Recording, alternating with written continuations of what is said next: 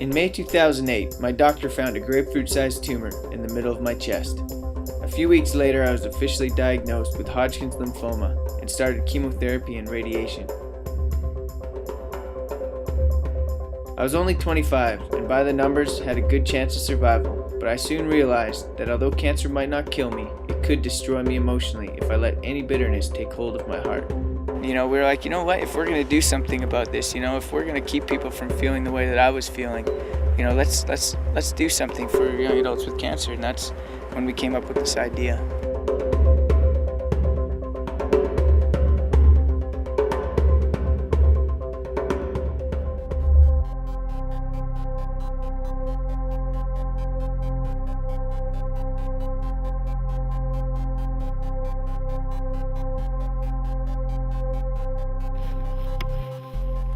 I suppose that there's usually a large negative feeling and maybe even actions right at the beginning of a diagnosis, and then you go into treatment, and I didn't have that. I really believed what the doctors were telling me. We were going to beat this thing. We were going to be very aggressive.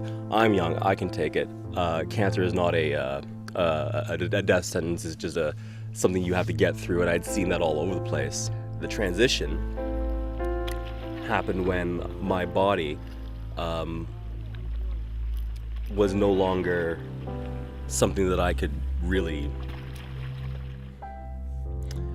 It was extremely diminished. It was my lung capacity, my capacity for breathing was terrible. I couldn't walk upstairs. I was like an 85-year-old man in a 32-year-old's body. It's just disappointing if you've worked hard, you've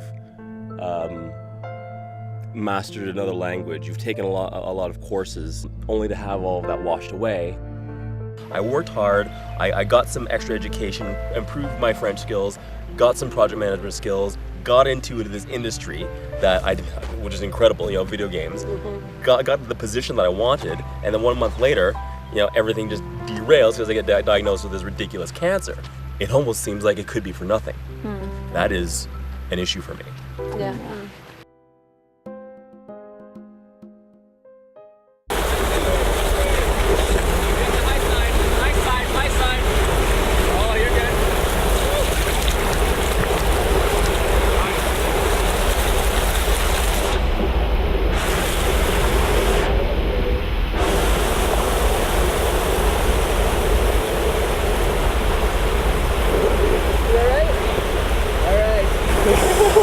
Knocked my noggin a bit there. All right. Oh, crap.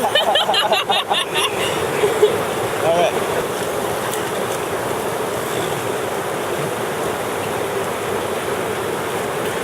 You got us a sunscreen on those legs, huh?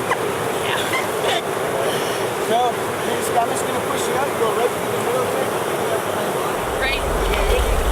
Go for it.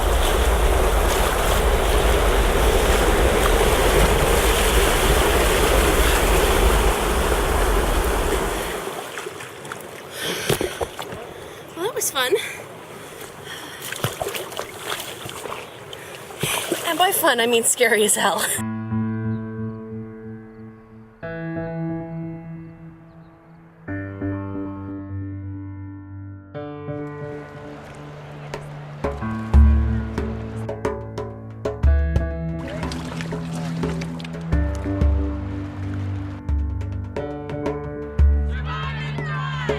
So I remember being ill and being bald and not wanting to look at myself in the mirror, not wanting anybody to see me the way I looked because I thought I looked horrendous. There wasn't a whole lot I could do with my friends anymore because a lot of them, we were into, rock climbing and hiking and things like that, and that was really something we could do anymore. So it's kind of interesting because the word cancer has been so mystified, like we were saying earlier, that even 6 months in, I knew that I had cancer, but didn't really sink in. So that took a while to kind of get used to, because the word has so much power in it.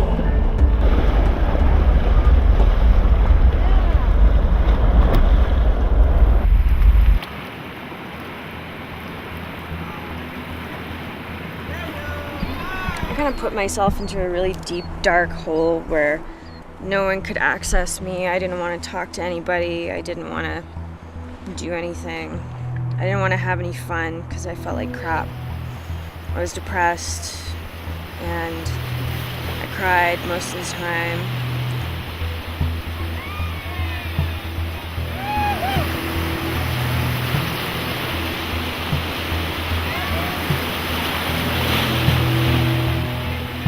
I could say that I didn't feel isolated, but after the surgery, I was at home. There wasn't always somebody there, and I'm there in bed, lying there for just hours and hours. I'm nervous about getting in the middle of those two to start. I just want to get down one without wiping out. That's all I'm saying. You've been down them without wiping out? Not lately. Oh, we got the rock there. Okay, a little hole. Keep your feet up. Keep your feet up. Keep your feet up.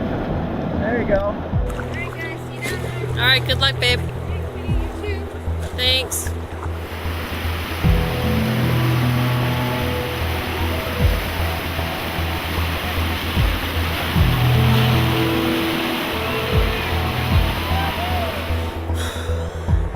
we go. Being told you have cancer, I suddenly got really, really, really, really bad at thinking positively.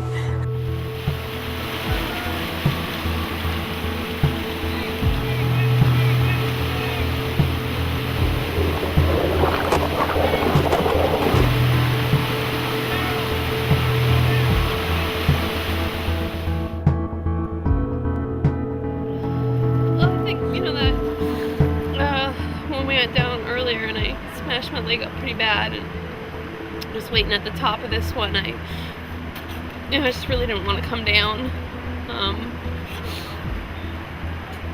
And then I got hung up on a rock and flipped again, and I don't know, just feel like I can't do anything right today. It's really frustrating. Hey, we got some of this water right there.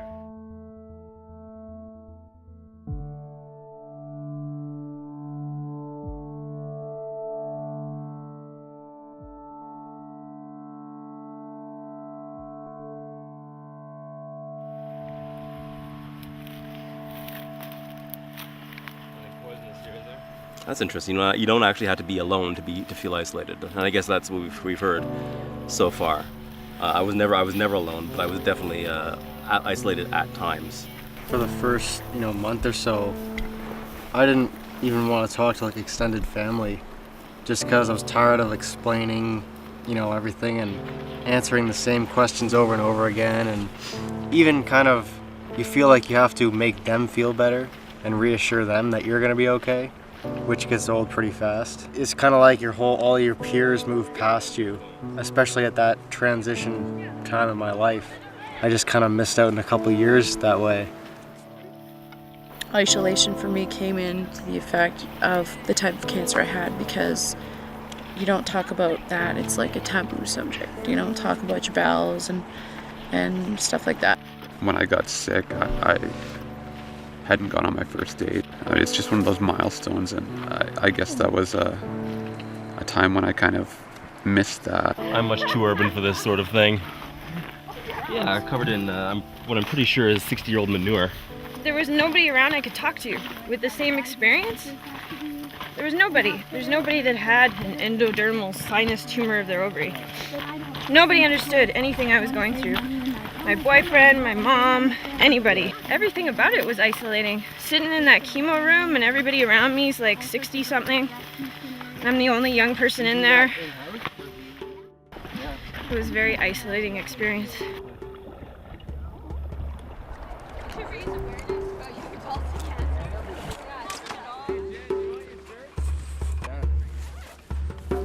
How did you do that? That's my wife. Yeah, I basically spent the first 3 months of my treatments just in the basement watching TV and feeling sorry for myself and trying to forget all the stuff that I was missing out on. That summer, it was in the middle of the summer and I just hated being inside, but I didn't feel good enough to do a lot of stuff. And even though I was living in my hometown, I didn't even try and connect with any of my friends and and none of them really even tried to contact me either. So I felt very isolated. There was one night where I was just like, I just could not take it. I was like, why, God, why is this happening to me? I felt like I was in the place that God wanted me to be, and it just felt like I was torn away from that without any chance. And so I just was getting so angry and so upset, and I just laid down face first on the floor and just said, I am at the complete end. I can't even understand where you're going with this. I don't know why you would ever do this to me, and I just cannot understand it. So I just laid there and cried for a bit, and then for some reason after that, I really feel like he changed my attitude. I had those first thoughts like, why didn't I get it? And then to watch him go through that, and to see him in a lot of pain in the chemo treatments, and then just to have such an abrupt change of lifestyle for myself too, but also to see his passions kind of taken away, or so it felt like at the time, was really difficult. Feelings of purposelessness and all that kind of stuff, loss of direction in life, like it really just uproots you and just throws you in an entirely different direction that you never would have imagined. It's just a real shock, a real shock to your identity and to who you are and what you think that you love. I've never experienced such a crazy transition in my entire life. And yet there were some moments that made it fun. I think that kind of brought us together. Like every time we went to the hospital for a treatment, the people would walk around, volunteers, and give out Tim Hortons coffee and home baked cookies, and so it's sort of like, let's go to the hospital and get our treat and get our coffee and cookies. Pick up a magazine while we wait for 2 hours, and that became the new routine. And together it was fun together. We almost looked forward to it. It was like our social outing of every 2 weeks. I think as somebody who is a supporter versus a survivor, somebody being diagnosed and going through cancer, you want to do everything you can to help, and there's weird moments where you are really helpless.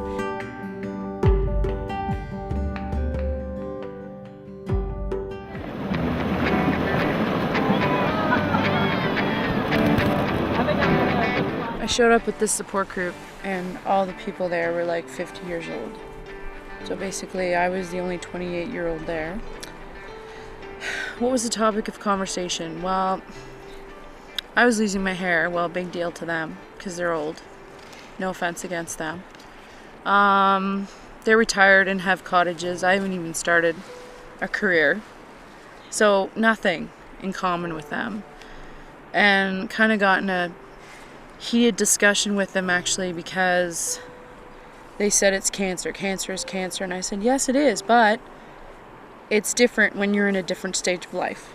I said, you guys are all retired. You have your cottages or whatever. Your children have grown up and moved away. I don't have any children. I haven't started my career yet. I had nothing against them, but they had nothing in common with me, and why would they? So I think that is where the isolation came in. In terms of my family, I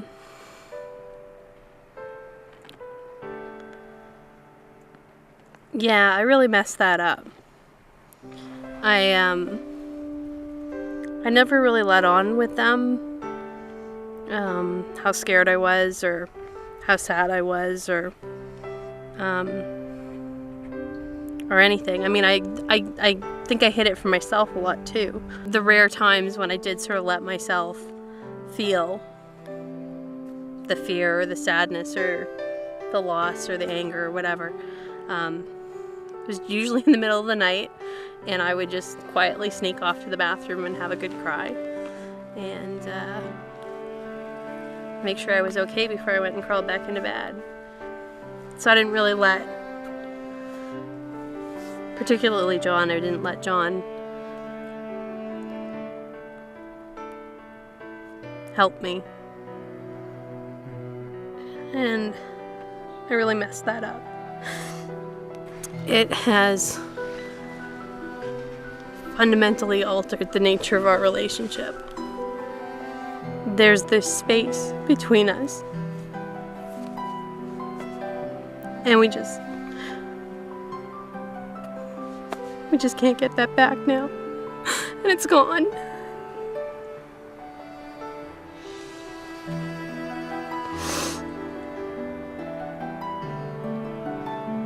And I miss it. I miss feeling connected to him.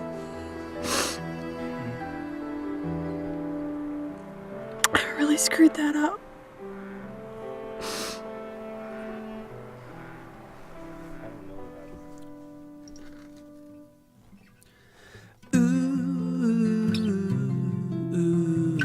Go find your spot.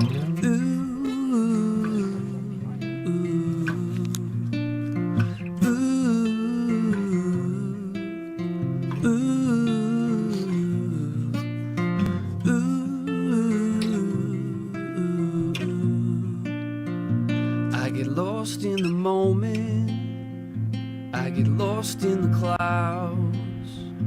If I could, I would stay here, but I gotta come down sometime. Coming into the bank, see these interesting rock formations around, and then Mikey says we're going to climb to the top of it. Now I've got my head somewhere else, and I'm happy to pretend. It totally does. No way. I did shut down a lot when I got diagnosed. I wouldn't let a lot of people see what was really going on. That shutting down, yeah, I think it was a really big piece of protecting myself. It was like, I have to get through this, and to be able to get through this, I can't be that raw and that open. It was too much. It was way too much. The chemo, I mean, I remember lying there in bed and just feeling like I couldn't move at all. And it was just me. You know, I really thought of my boyfriend as my partner, you know, someone that I was going to continue my life with and move through all these different phases, and I expected him to be there for me. He just didn't know what to do, really. You know, he wanted to fix it, and he couldn't fix it. He couldn't fix me. And he couldn't stop me from feeling so horrible all the time and depressed, and nothing changed, and it was really frustrating for him because I wouldn't change. This is forever. Goodbye to the striving. Goodbye to goodbying. This is forever. Goodbye to the striving. Goodbye to goodbying. There were times I had to cab myself to my chemo treatments because nobody could drive me. My mom lived in, 5-hour drive away, and she'd come for my week on, and for the second and third and fourth treatments, she would stay for sometimes 2 to 3 weeks at a time in my tiny little apartment, and it was really tough because I'm pretty independent, and my dignity and being able to do things for myself was just gone. I got really mad because I wanted him there. I didn't want her to have to do all this. I wanted him to be there. And he couldn't. It's a hard one to let go of. So, still working on that.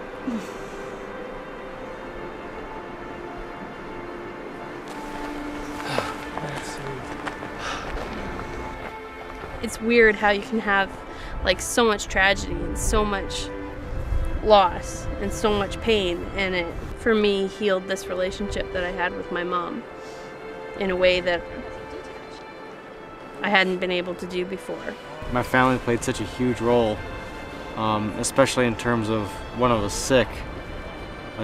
My brothers would be there whenever they could, and basically they just helped to keep me grounded and take my mind away from it. There's nothing like talking to your brothers every day about normal stuff. We had some interesting conversations, and just sort of dealing with that. At some point, I had to get a job, just as far as I had to be the one going out and working. And I guess in a traditional sense, it's not necessarily so today, but more of kind of the male role. It really played to my inadequacy feelings, you know, the fact that I couldn't provide for my wife. You know, I was the one sitting at home feeling terrible watching TV while she had to go get up at 4 in the morning and go do physical training, you know, and I had a really difficult time with that. My story is not like any that have been written before. My story is not easily categorized into genres like comedy, tragedy, or other such, because it fits into all of them. My story is an epic. There was a beginning, the middle is underway, and there will be an ending. My story can be inspiring. It can be sad or make people angry. People try to tell me where my story should go, but they only play a small part and have little influence over where it will go. There are many stories in this world, but I can truly call this one my own. My dad wasn't really in the picture. He called me once through my treatment, and that was hard. I always had an expectation of a father to care for his children, and I guess I know he does in his own way, but he just wouldn't ever demonstrate it. It was hard not hearing from him at all through my cancer experience. I really felt like it was a burden. I really found it really hard to ask for help. So I didn't. Weird part of me that, like, I just wanted to be the one to go with Mikey to the treatments, and I just wanted to be the one to make him dinner, and there were all this other support, which was great, but it almost felt like I wanted to sort of insulate him just because we were trying to become on our own, and then there's Relationships, I think, are probably one of the biggest things that young adults really deal with when they get diagnosed. And we climbed a mountain, you know? And we climbed a mountain, all right. That's awesome. Yeah, you can keep it too.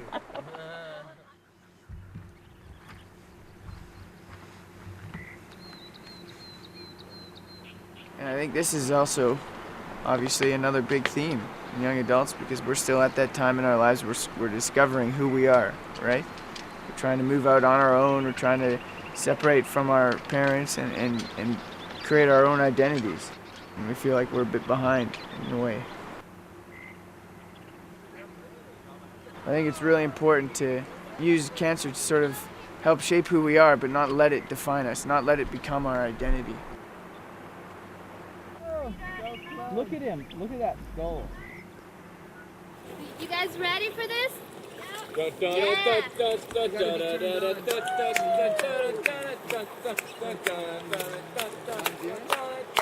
don't feel like going first. Okay. Are we going like one right after another? Okay, you ready? I'm going through the left side of this right channel here, right? I want to go to the other side, or?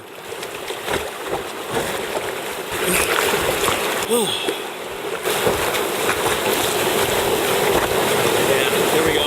Oh, where am I going? Left, okay. The middle? Right here.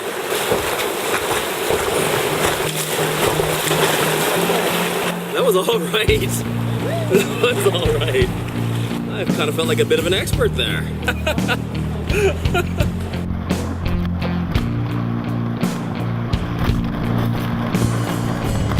Got a plan for your son, all you need to do is pay close attention. Push a few buttons, sit back and relax. With this comes identity, yeah. This is how we... 2 weeks after my follow-up, I discovered that lump, and it turned out to be the osteosarcoma, which is, you know, of course, when the bone got radiated, it just, you know, formed another tumor, I guess. Since I had this, the bone here removed, I noticed there's a lot more scarring than there used to be. Didn't really feel right with the negative on the right side, right profile of my face. It just could never get the self-esteem that I needed. One thing I've noticed is just the way humans are, is that's just first impressions. right? First impression, when you look at someone, that sticks in your mind until you really get to know that person. Because it's like after 20 years, you're used to your face in some ways, but you're still some real constant reminders of what had happened. Always looking in my head and always looking at that way, and every time I look at myself in the mirror on the side, never really liked the way I looked. It's a very delicate issue.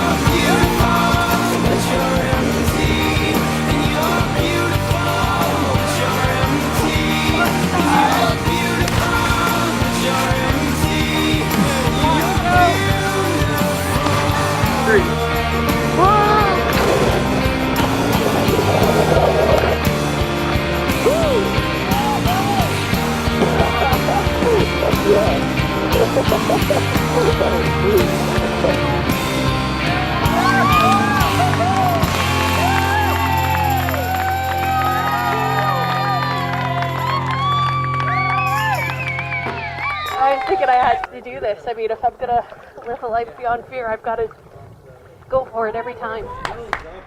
Yeah, Alston. Okay. Alston, grab the top of your life jacket when you go in, just so it doesn't come up in Are we ready? Yeah. Count it down. You are now invited. Hold on a sec. Yeah, Alston. Let's see. One step. That's Oh, I need the one. spot, I need to go here, right? No, just jump. It's a target. They come around. I think they usually run around this way. Oh, this is hard. Yeah. You got it. Let's go. Yeah, You got it. Way Don't to even stay think. yourself like Oh, just like that. Just like that. It's easy. Yep. What are you doing? Get away from me! Don't even worry about it. No, my foot got stuck there for a second. Yeah, you don't have to step down.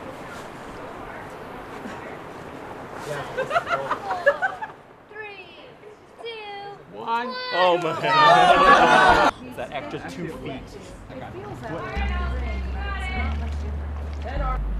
Alright. I can't believe it. I needed to do this and then.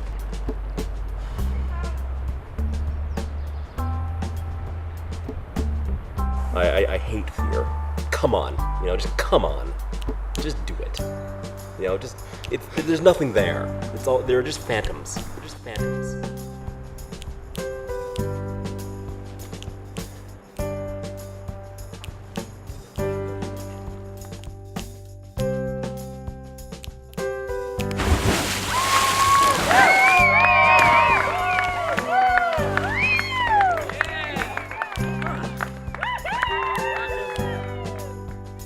When you're a kid, your parents tell you who you are and what you are interested in and all that kind of stuff.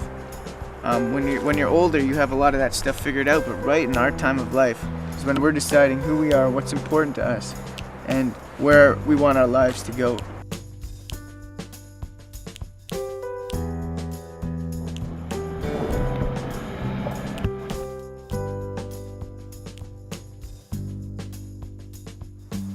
You play by the rules, you do what you're supposed to.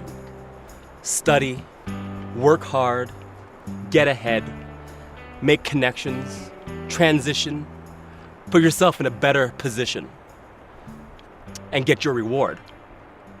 And what did I get? Well, on May 3rd, 2007, I got cancer of the esophagus, adenocarcinoma. And I hadn't experienced anything like that before, so I felt excitement, new experiences, treatment while working. A lot of harsh treatments that stung, but it's okay because I'm young. It's all right. On August 27th of that year, 85% of my esophagus and 25% of my stomach were removed. That was a hell of a change. Weakness, irritability, hate, self-loathing worn like old clothing, mental and emotional strain, more pain, discovery through recovery, return? February 2008. 2 small metastases, 2 more tumors in nodes, and I parenthesize. These are nothing but vectors for cancer. End parenthesis. Keep going. Fight through this thing. You will get through this. All we have to do is have more treatment. But of course, I got another tumor that year. I went back to work. Nothing worked. 2 months of failure. 3 months torture. 4 months waiting. 5 months return. And what did I learn? Acceptance. I can do more. I can face more. I can be more. Because I am alive.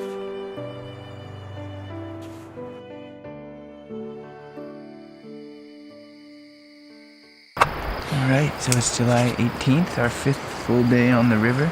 It's super hot tonight. Everyone was a bit nervous in the morning. They did really well. It was really cool to watch the progression. A lot of cool victories in each person's time, no matter what happened.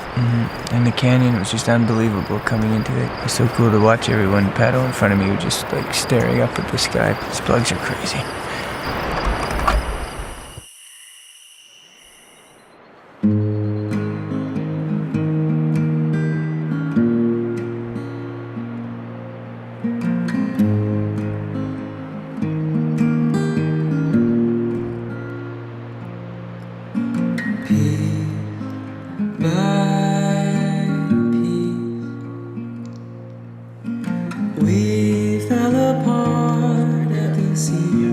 Yeah, I just told myself that this summer I was going to take some time off and really have some fun to make up for what I missed. Basically just some of the better years of your youth, you know? I know all the stuff that my friends got to do when they were 18, 19, 20 that I missed out on. Nothing all that great. I mean, just starting university at that age and maybe a lot of stupid, reckless stuff that I probably shouldn't have been doing anyway, but you don't get a second chance at it, you know? Part of my identity used to be that I was an athlete, and that's gone now, so it really does kind of change your mindset and how you look at participating in life. I guess a cancer survivor is one of the ways that I define myself.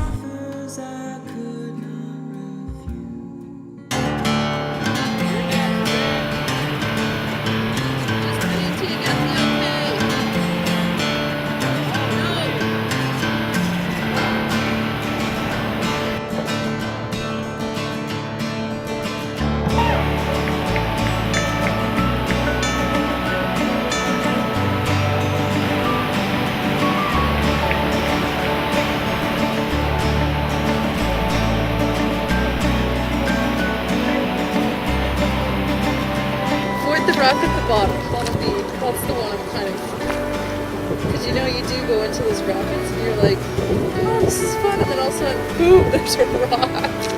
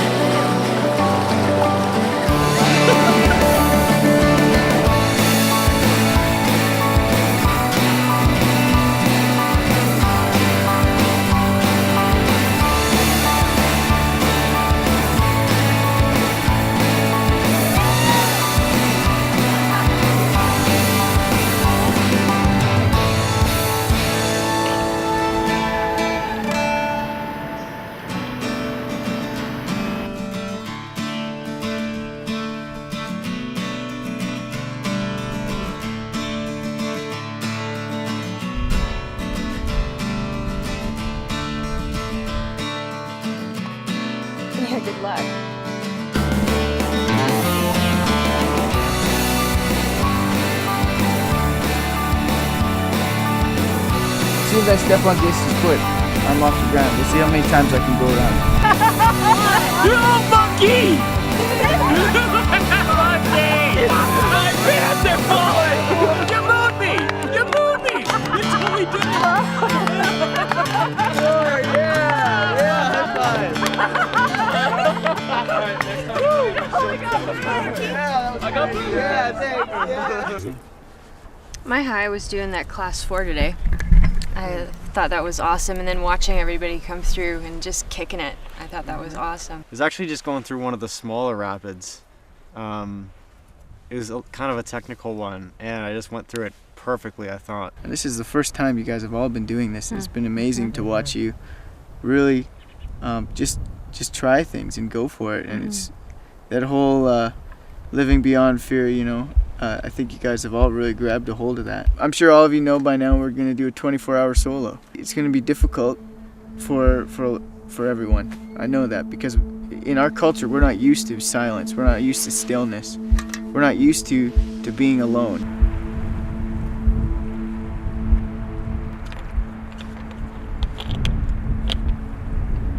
Welcome to the middle of nowhere, Owyhee River. I think being alone with your thoughts is something that most people should take more time for, but we don't. It's going to be an interesting experience because I haven't spent 24 hours by myself and mostly silent.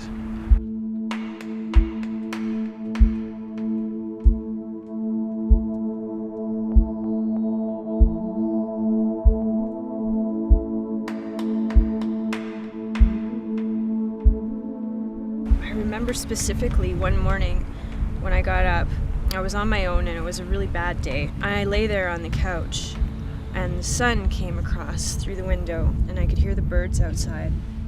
And I think that was the first time that I'd actually, through that cancer experience, stopped to not pay attention to what was going on in me, how gross I felt, but to actually pay attention to what was going on outside.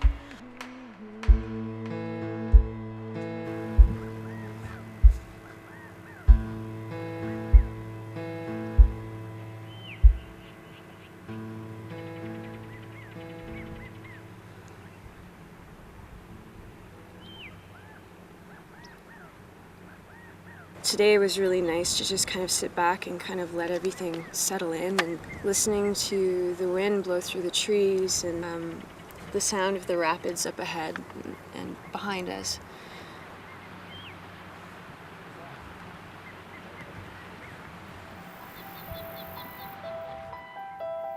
You know, cancer took so much from my life,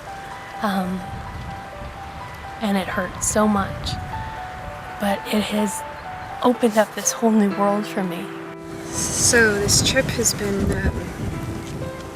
quite emotional for me, actually. I've been distracting myself for a long time, and I'm not sure yet, but something inside me has changed, and I feel like something's touched me. I don't know how to describe it. Despite everything that I've lost, despite all the pain I've gone through, despite all the sadness and the anger and the fear, despite all that, I think cancer might be a gift to me. I like to think I always sort of appreciated life. I always appreciated the small things. But now those things resound with me in a way they just didn't before. And I think I wouldn't have any of this. I wouldn't have met any of these people if it weren't for cancer. I'm really enjoying this, and I love being alive. A few years ago, I never would have jumped off a 20-foot cliff into the water, and maybe I wouldn't have wanted to rappel down a cliff face. And it's just kind of opened my mind to a whole bunch of new possibilities of things that I could do with my life.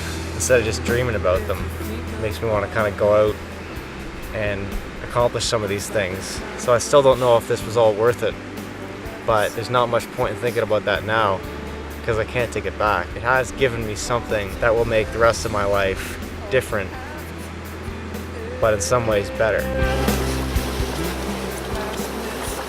life is a gift to cherish, not a problem to solve. I really believe that it's not something I have to solve anymore. It's something I just need to live and let be and go day by day and focus on now. And today, in this silence, really allowed me to do that. This is the way it is. This is impossible. I'm doing things that I've never done before. I'm going through rapids, doing things that I fear, even with my ankle and the doctor's telling me, oh, you shouldn't do this and you shouldn't do that. And I'm thinking, I've done like quadruple that on the river and my ankle's been really, really good. This was a struggle, but this was a good struggle. It's kind of given me a perspective on how to go about living the rest of my life. I just can't get over the scenery. I have a pool at home. I may consider, and I have a garden behind my pool. I may consider putting up mountains, different multicolored mountains. And it feels like I only want to turn back time, but the truth is I always make the same mistakes, and it feels like I only want to turn back time. Monday, July 20th. day 7 on the river. So our theme for the day was silence, and we decided that, young adults need to be able to take some times of silence. It's such a drastic change of life that you just really need some time to refocus and decide where your life is going to be going now.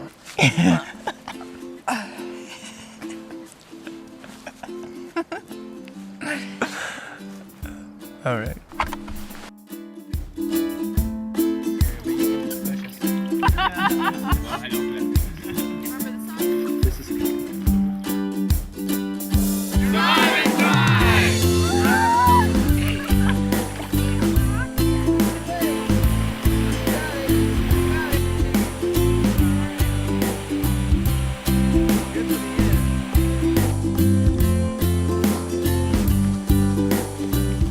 Reintrojectorization. This is all about taking the things that we've discovered about ourselves during our silence and really applying it in a tangible way, in a practical way to our lives. This sort of is the capstone to this whole journey that we've been on.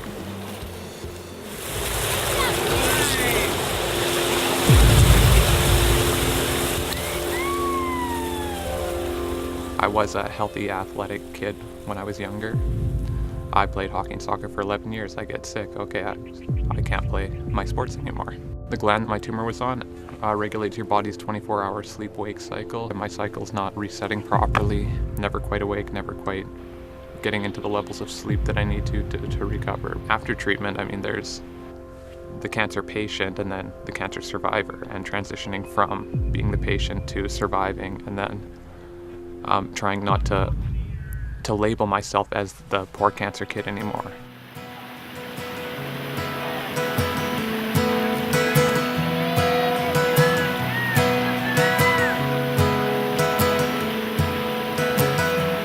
Will I spend the whole night fighting with some ghost?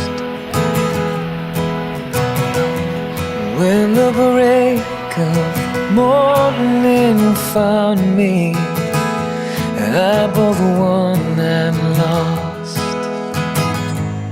You see, the question isn't, are you gonna suffer anymore? But what will it have meant when you were through? And the question isn't, are you gonna die? You're gonna die. Will you be done living when you do?